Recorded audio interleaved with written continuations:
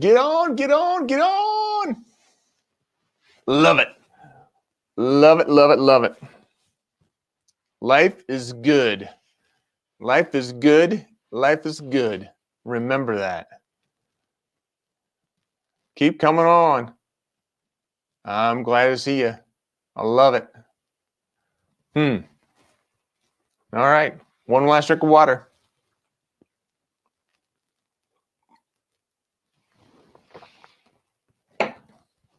Here we go. Oh. There we go. We're going to do this. We got to make sure that people know. And we got to do this. And we got to make sure that people know. And there we are.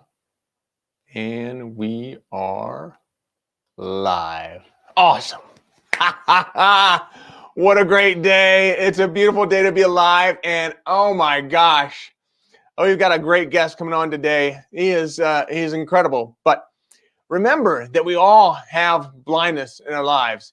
If we don't understand our blindness, then we can kind of do away with those blinders that we have at times. Those blinders are good to have because those blinders keep us on our vision. And if we know our vision and we know our core strengths, our core beliefs, our core values, then we're going to be able to stay with that vision all the way. And that is what we want to do. So without any further ado, I want to bring on our guest today. And it is none other than, if I can find my mouse, there he is, Joe Soto. We're here. Awesome. So Thanks good to for have having you on me, this man. morning, Joe. Thanks for having me. Yeah, thank you. Thank you. And so let me ask you one question right off the bat. Yep. When is your first recollection of knowing your vision? Wow, that's a great question. My first, I would say, when I was in my young 20s, and sometimes we're focused on the wrong things back then. No. Right. And in my case, I was starting to read self-development and business development books, and I read once that said, if you want to earn $1 million, you have to solve $1 million problem, or serve enough people that it adds up to $1 million problems. If you want to build $1 billion business, okay, Elon Musk comes to mind. Yeah. Jeff Bezos, solve $1 billion problem. And it's just, I'm reminded of it because just last night, my son says to me, Dad, the Undercover Billionaire show was on or something. And he says, it was coming on and we were talking about it. And he said, is there a lot of billionaires? I said, there sure is. There's a lot of millionaires and a lot of billionaires. And I said, you want to know how you become a billionaire? He's like, yes. I said, what do you, and he must have heard me say it because he said something like help $1 billion issue or something like this on the planet. And I said, yes, if you can solve $1 billion problem, you can build $1 billion business, but your focus is on serving. And that was what really hit me, was how do I be of service to enough people and build a business around, something that can move the needle for other people in a dramatic, transformational way. And for me, it was my love of marketing and sales. So let's capitalize on what my unique strengths are, and then I'll build a business around that serves other people, and then the money will flow from the back end of that. Awesome. If you want to hear more, stick around.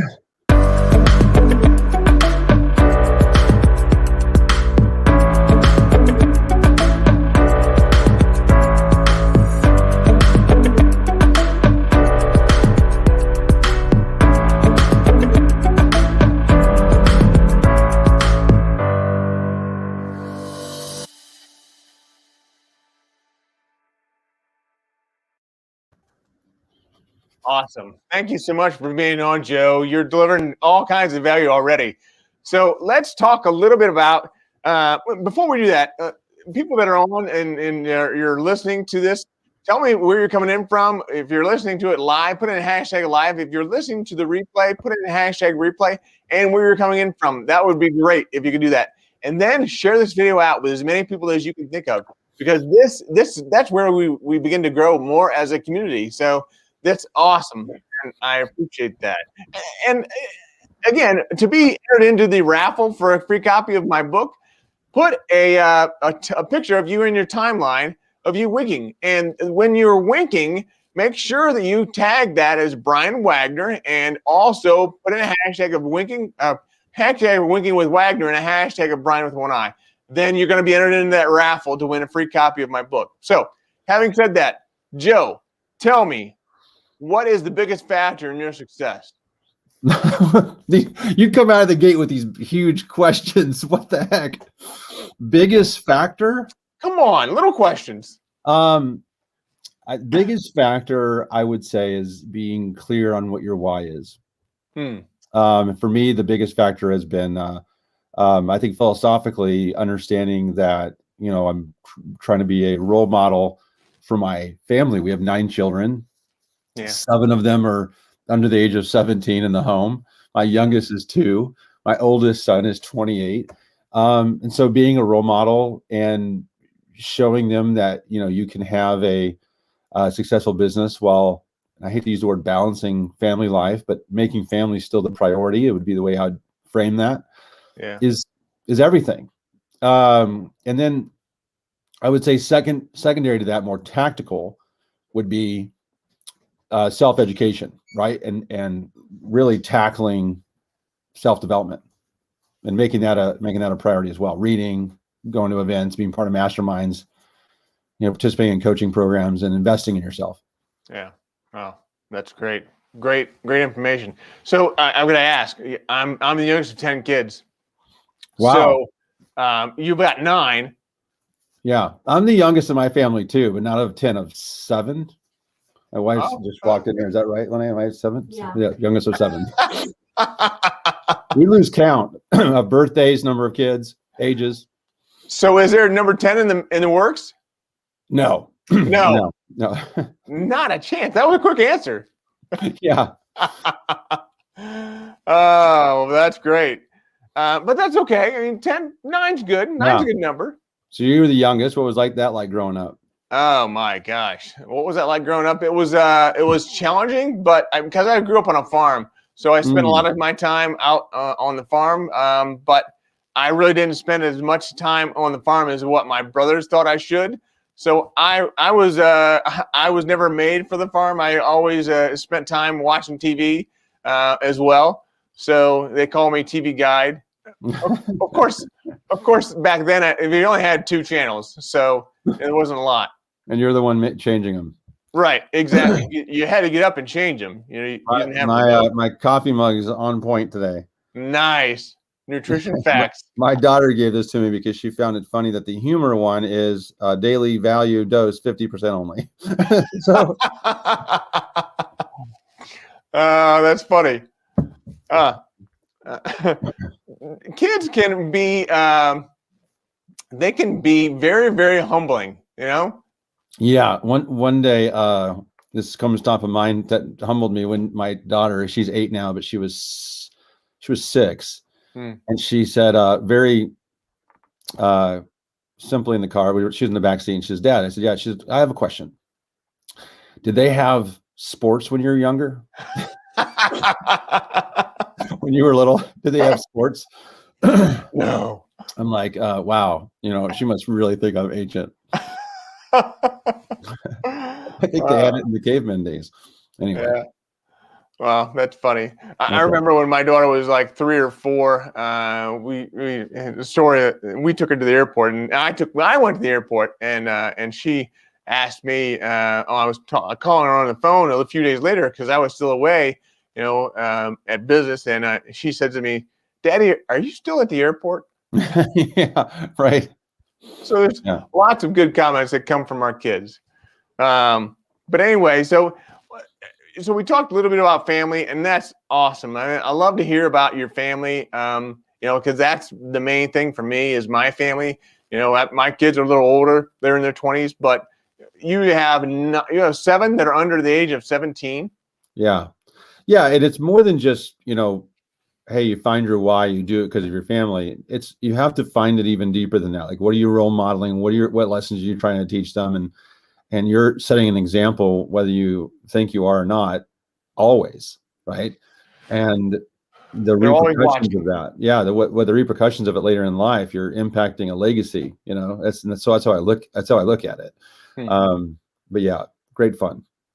Yeah. A couple of them are for sale, by the way. A couple of them are for sale. Did one just pop in the door? No, that was my wife. Oh.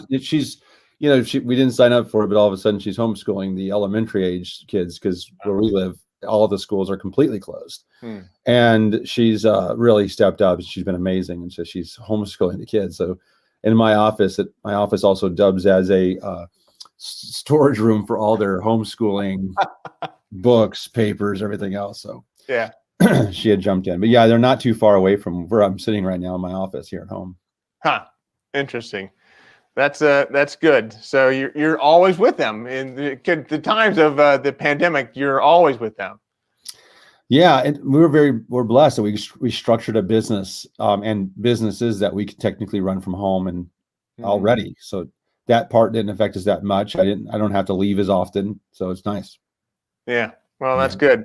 So tell me, what are some of the hurdles you're still trying to overcome? You're very successful. You have many clients that with big names. So I've posted your bio from your website on the introduction page for this call.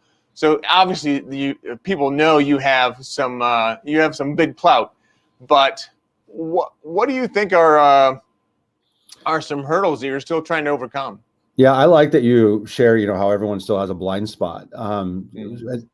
First step in that is recognizing where your blind spots are. For me, I recently read a book called, it's to my left here, called Who Not How by Dan Sullivan.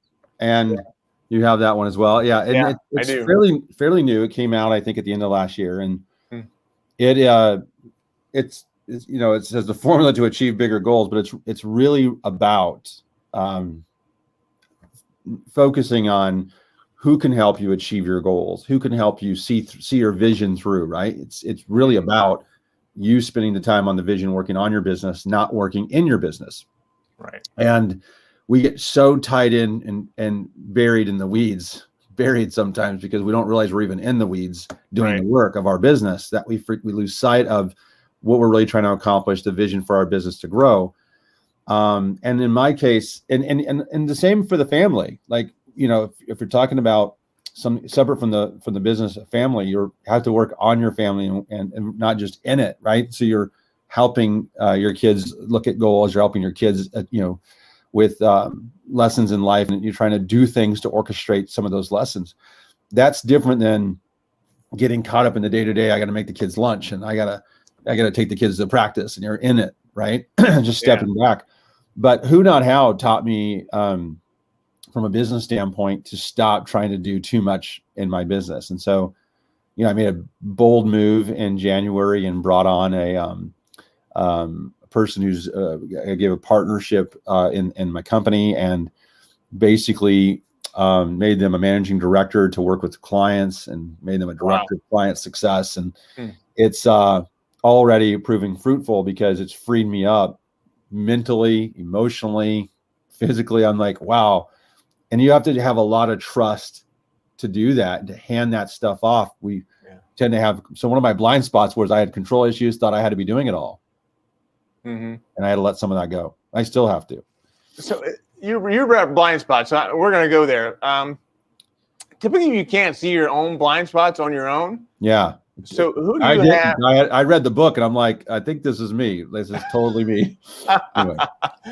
So who do you have that helps you to see your other blind spots? Mentors. I'm giving a training later today at the time we're recording this, and I really end the presentation and the training with something you need, something I need, something we all need, and that's mentorship, right? So and that can be people that mentor you that you don't pay for, that just are there as a sounding board and part of your group, or it can be a paid mastermind that you're paying to be in a peer group of people that are also learning and growing and developing and at a similar stage to where you're at in your business. And I've done both. I have mentors that I lean on. So in business, one of my early mentors when I was starting my company was Harvey McKay. He wrote How to Swim with the Sharks Without Being Eaten Alive. Yeah. And a whole bunch of other books on the bookshelf behind me. And God bless him because he was patient with me. He, kind of showed me the ropes, so to speak, of kind of navigating entrepreneurship very early on through his books and through his personal leadership. And then I ultimately joined a mastermind that he had putting on called the Harvey McKay Roundtable. He ran it for a couple of years, and that put me in that situation. So mentors, people like Harvey. Is that where you get your givingness, your ability to just you give? You're a giver, and I so appreciate that. You're not always looking for the next dollar. You're just a giver, and I do appreciate that. But is that where you get it, or how do you come by that? Well, that's a great. I'm taking a note. First of all, that's primarily faith-based. So, right, you get it from the Bible. You get it from how I was raised, and the servant mindset, isn't anything new. It's you can find countless verses of service and being a servant and in faith. But beyond that, I remember reading a book called Give and Take by Adam Gant. He's since written a couple more books that are even maybe more popular, but Give and Take was a really powerful book. And then it talks about being a giver versus being a taker, and being able to identify the people in your life that are one or the other and navigating those waters accordingly. It's not really saying that the takers are bad. And it's not really saying that all the givers are good. It's just saying, where's your focus and where's your intention when you're approaching, family and business life. And I ended up buying that book for everybody in my mastermind, people who are part of my yearly program. I sent it to them like as a book of the month book in the mail. And because it's just had such a profound effect on reinforcing why it's so important to give first. And then Jeffrey wrote a book, Jeffrey Gitomer, who's also a mentor and now a friend and business partner in one of our ventures. He had written a book called, I think it was the 21 Laws of Selling, or 21 Unbreakable Laws of Selling. 21, I just saw it on my shelf, 21 Unbreakable Laws of Selling. And this was one of the early books we were helping him market in our marketing agency. And it was such an emphasis on giving value first in that book. Now, it also was in Little Red Book of Selling, but when I read that book, it hit home, maybe because he put it in bigger, bolder quotes, but leading with value, and, either the referral will come or the sale will come, right? So I always tell people, don't just give to people who can give you money back, right? Don't be like that, because now you're giving with expectation. Just give to help, knowing that anyone at any time could be talking about you, and that could result in a referral or someone who comes back your way. But don't do it for that. Do it just because you're going to genuinely help them, and you'll be rewarded for that later in life. Right. You don't always track that. The reward's usually immediate, actually, because you're just happy to help. And you don't even track that. No. I just was on the phone yesterday with a young lady who's an author, and I said, I'll spend some time with you. I don't have a ton of time to be giving up, but I'll spend some time with you and just help. And she was like, my God, you're like an answer to a prayer on this. And I said, I'm not going to charge you for spending an hour with me just to help you. And I'll point you in the right direction. If her budget wouldn't be necessarily aligned with, with my services and what our company provides. So how can I still help and serve? Because she needs it. Yeah. Well, that's great. So I want to bring up another question that I have, and that's the best advice you've ever gotten. But before you go there, let's say hi to a couple people that have joined here. So Tammy is on. Good morning, hey, Tammy. Good to see you. Man, I love Idaho. Oh yeah, Idaho is awesome. And then there's also Mary Jane and De Jesus. So that's cool. Thank you very much for joining. So if there's anyone else that's on, please put in a hashtag live and tell me where you're coming in from. And then if you're listening on replay, always just put in any comments or questions. If anyone has any questions, by all means, ask them and we'll get them answered. So the question for you, though, is what's the best advice you've ever gotten? Best advice I ever got. Probably, there was I'll go back to Harvey being an early mentor. He's kind of famous for saying that the biggest room in the world is the room for improvement. Mm. And that piece of advice has kept me humble.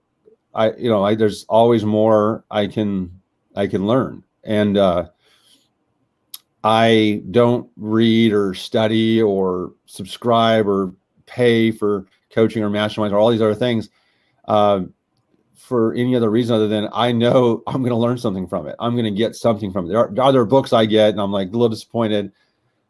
Yeah, but not very often, because most of the things I get, I'm like, there's one nugget I'm going to find out of this book. I'm going to pull one thing out of here that I'm not so naive to think that I know everything. So the biggest room in the world is the room for improvement. I love that.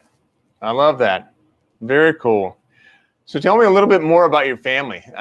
Obviously, 9 kids, 2 of them are out of the house, 7 in the house. What does your refrigerator look like? Refrigerators. Ah, really? More than one? Of course, yeah. Well, there's no way. There's no way. We refrigerator in the kitchen, refrigerator in the garage. Yeah. Freezer in the freezer in the garage, and that sounds like my house. It's insane. We're always balancing things. We leave today for a track invitational in Virginia Beach. Awesome. I have a son who runs track and is nationally ranked, and so we go down and support him and watch him. And so and we always got something else. We're going to be back on Saturday for 2 basketball games for 2 other kids. Wow. So it's chaos. Sounds like chaos. So Tammy comes on here and says good morning, and then also a question for you. What is your top priority professional development book goal this month? That's a great question, because I have several books sitting around me, and most of them are on the business development side. One of the things I'm focused on right now is productivity, right? So I've always been a person who blocks my calendar and schedules things out, and I'm a protector of that. But I'm trying to get better at saying no to things that interfere with that block schedule. And it tends to be, just people want a lot of your time. They want to pick your brain, which is I hate the term pick brain. Don't ever tell someone you want to pick their brain. I hate that too, because somebody picked my brain once and it didn't feel good. Yeah, right. And it tends to be self-serving. So it's, right. It's not. So one of my goals is to become a better protector of my time and get better at saying no. Well, that's good. But book. I mean, I recently finished Who Not How. There's another book I have to my right that I'm reading called Be the Go-To. Yeah. Which is owning your competitive market. Great book, lots of great frameworks and worksheets in that book. That's one of the ones I'm trying to finish up this month. Awesome. So what's the big meal that you have with 7 kids in the house? Is it pizza? Is it tacos? Is it what is it? Yes and yes. Yeah. Funny that you say that, because a couple nights ago was Taco Tuesday, right? Yeah. In our house. Pizza's the go-to if it's the weekend, but I'm very fortunate. I have a wife who's an amazing cook. So she enjoys it. Just doesn't enjoy that she can't please all 7 at once. Yeah. So she ends up cooking several meals at once, right? Yeah, or I chime in and help out with some of that. Yeah. That's good. And Tammy appreciates your comments. So that's good. So a lot of stuff going on. I mean, you have a busy life. Obviously, you're busy with work. You're busy with their personal life. So what do you do to recharge? Great question. A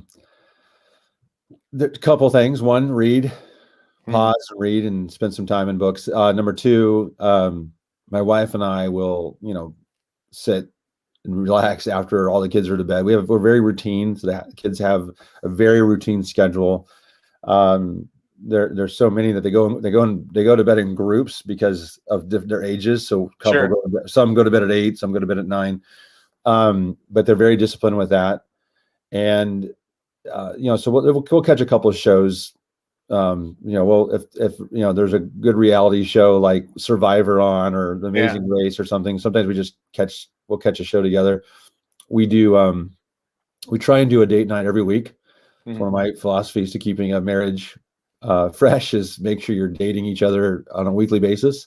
Yeah. Away from the kids. So and in fact, she's going with me to Virginia Beach for 2 nights to watch my son race, and then we'll come back Saturday.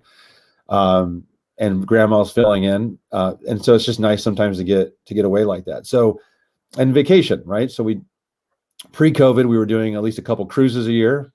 Oh. One alone and one with the kids and the family.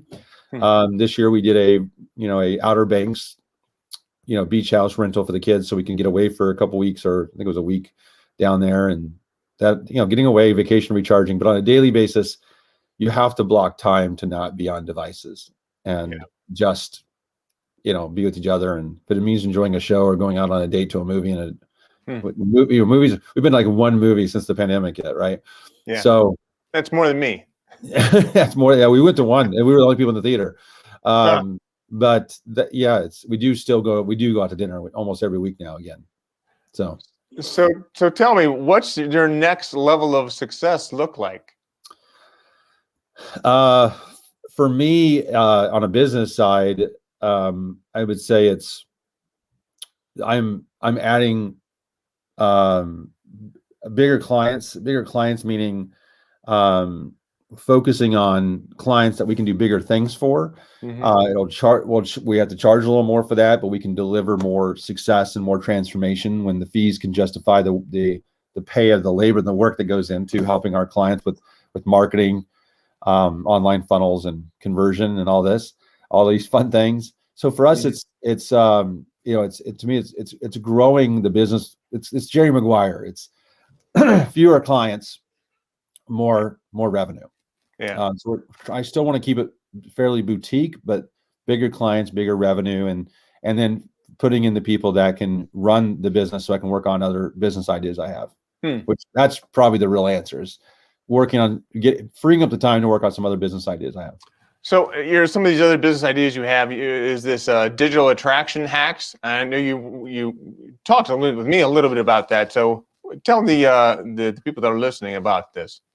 Yeah. So I created basically I did a training that was part of a group that Jeffrey Gittimer was running, and it was a diverse group of entrepreneurs. So I wanted to create a training that could kind of appeal to all different types of entrepreneurs who were looking to kind of earn the attention of potential clients online, and what would be the tools and resources that they could leverage or deploy for their business to be able to reach more people online and make the most of their online efforts. I talk about being very purposeful in your online marketing and your online efforts, not just kind of being scatterbrained or throwing mud at the wall. And I did a free training. I put it online for free. It's an hour training with a complete workbook to go with it, that people can get for free. And that kind of introduces people into my world of giving value first and helping, and then they go on an email list that just constantly gives you new tips and ideas and resources to help you. We don't pitch services out of any of our emails or anything like that. It's all about how do we give you tools and resources to be a better entrepreneur. Digital. Okay. Yep. And this link here is where they go to it. Yeah, okay. I think that'll work. You just type in digitalattractionhacks.com and it should take you to it. Okay. Yep. Wow. This is great. I mean, it's so much great information you've delivered to here today. I mean, this has been phenomenal. We're already at about our time. So what else is there that you can leave our audience with? And before we do that, I want to make sure that I get everyone that's on here. So Tammy has left a comment. So with family and successful growing business, what is one strategy that's to stay balanced and gazelle focused and to meet your goals? Yeah, that's a great question. And I would say, that keep the main thing the main thing. And for me in business, the main thing isn't the business. The main thing is the family. And I do not take really any calls after 4 o'clock. I rarely work past 4 because the time is with the family.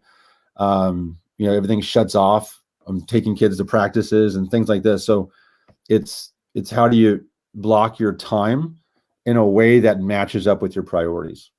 And that's, it's not really about balance, because sometimes it's, hey, I got to work on my laptop while the kids are running around doing stuff because I have to finish up some things, maybe late evening or something, or even on a weekend. This weekend, I was, one of the kids was like, what are you doing? You're working. And I was like, this is fun work that I'm doing. So I had to remind them that sometimes the work isn't like I have to, it's I kind of want to, and I have free time to do it because you guys are over there doing your own thing. And, but the main thing is, and if they stop me, I have to remind myself that whatever I'm working on, a presentation, a training, an email, it all can wait. Yeah. And that giving that up or forfeiting the time with that will have a lot less damage than forfeiting the time with kids that need me to model what priority looks like. Well, it was a great words, great advice. I appreciate you being on today. Thanks for having me. I appreciate you, Absolutely. Brian, and everything that you're doing. It's fantastic, and I'm glad people are following, and they need to spread your message. So hopefully everyone shares this out, so you get Brian's, get his message out there, get his guests, his other guests that he has on here out there, and let's all help each other. Yeah, so that's awesome. So thank you. And so you can go to brianwagner.live, and you'll be able to register for the more of the information from me, like Joe mentioned, and it's just about giving. So thank you very much. I appreciate your time. And hang out in the green room, and I'm going to close the meeting out, and then we'll get to have a little further conversation. Thanks for having me. Thanks, Joe. Bye. Wow, what a great call today with Joe. Oh my gosh. We have got so much to look forward to with everything that we're being told from all these different people with their vision and how their vision is aligned with their core beliefs, their core strengths, their core values. Incredible. So tomorrow we're going to have another great show at 10 o'clock for Vision Alignment. We have Peter Margaritas and Roxanne Elliott Kaufman. They're going to join us. Actually, there's going to be 3 of us on the screen, so this is going to be a great call. And then at 11:30 tomorrow is Allison Core. Allison Core is going to be talking to us about radical vision for disabilities, and that is going to be a great call as well. Then Monday, it just starts all over again with another great group of people that are coming on to be interviewed. So I look forward to having you all back here next week and tomorrow. Don't forget tomorrow. But as always, and there's one more comment. So, yes, no. So Tammy agrees with the priorities that Joe has. So thank you very much. I appreciate your time. And as always, keep one eye on the road. Bye.